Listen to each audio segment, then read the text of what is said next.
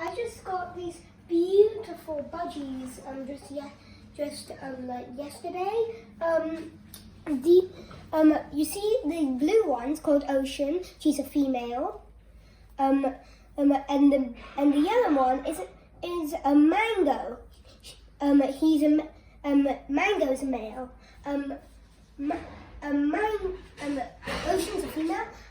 By the way, Mango has a mutation that causes a green spot to appear near his lower half of his body.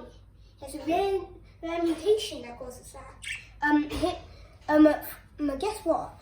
Here's a fun fact. Did you know that the female budgie is the protector of the flock of budgies, and they are guess what?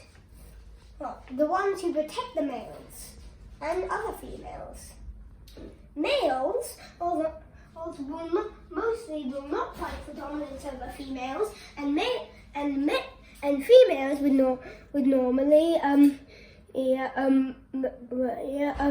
not fight either. There were some recorded cases of females actually fighting over males. Well, that's all for now. Bye!